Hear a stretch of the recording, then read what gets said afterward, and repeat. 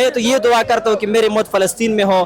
کل قیامت کے دن یہ نہ ہو کہ جب آپ صلی اللہ علیہ وسلم مسلمانوں سے پوچھ رہے ہو کہ بتاؤ جب 57 مسلم ممالک تھے تمہارے پاس, تم 57 مسلم ممالک تھے اور ایک فلسطین پر ظلم ہو رہا تھا, تو آپ نے کیا کیے؟ سر علماء کرام نے جہاد فرض قرار دے دی ہے فلسطین کے حوالے سے.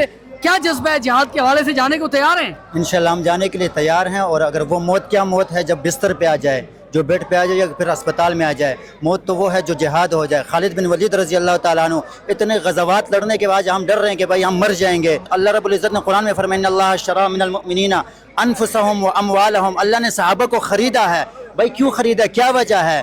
فی الجنہ, جنت کے بدلے میں خریدا ہے, من الجنت کے عوض میں خریدا ہے. تو اللہ رب العزت نے جنت ان کو کیوں دی, کیا وجہ بنی ہے؟ تو فرماتا ہے یقاتلون فی سبیل اللہ فیقتلون ویقتلون وعدا علی حقا فی التورات. انہوں نے قتال کیا, مارے گئے اور مارا ہے انہوں نے, اور پھر ان سے وعدہ جو اللہ رب العزت نے تورات میں بھی کیا, زبور میں بھی کیا اور انجیل میں بھی کیا ہے. جنت کی بشارت انہیں ویسی نہیں سنائی گئی.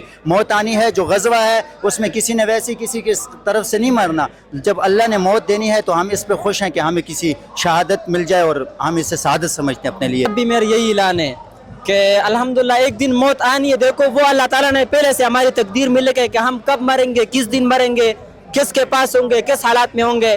لیکن بس دعاؤں سے تقدیر بھی بدل جاتی ہے. تو میں تو یہ دعا کرتا ہوں کہ میری موت فلسطین میں ہو. کل قیامت کے دن یہ نہ ہو کہ جب آپ صلی اللہ علیہ وسلم مسلمانوں سے پوچھ رہے ہو کہ بتاؤ جب 57 مسلم ممالک تھے تمہارے پاس, تم 57 مسلم ممالک تھے اور ایک فلسطین پر ظلم ہو رہا تھا, تو آپ نے کیا کیے؟ اس وقت کسی کو دیکھو, قیامت کے دن ہر انسان برابر ہے. اس وقت یہ نہیں ہے کہ یہ زرداری ہے, یہ نواز شریف, یہ عمران خان ہے, کسی کے. میں بس اس شرمندگی سے میں بچنا چاہتا ہوں کہ جب آپ صلی اللہ علیہ وسلم مجھے یہ نہ کہہ دے کہ آپ کیوں نہیں گئے تھے. آج میرے پاس موبائل بھی ہے, سب کچھ ہے, میں اس موبائل پہ پیکج بھی لگا سکتا ہوں, میں 3 وقت کا کھانا کھا سکتا ہوں, الحمدللہ اپنا کما رہا ہوں, کچھ بھی کر سکتا ہوں. یہ نہیں کر سکتا ادھر جہاد کے لیے نہیں جا سکتا, میرے کوئی مشکل کام تو نہیں ہے.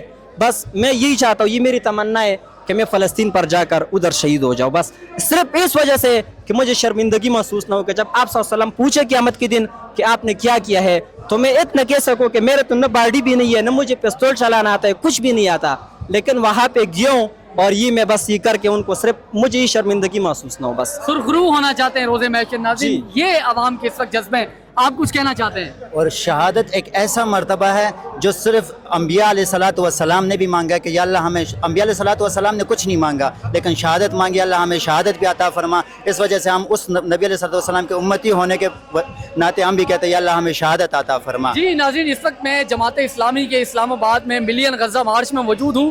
یہاں ہم نے نوجوان طبقے سے گفتگو کی اور جہاد کے حوالے سے ان کی رائے سے آپ کو آگاہ کر رہے تھے.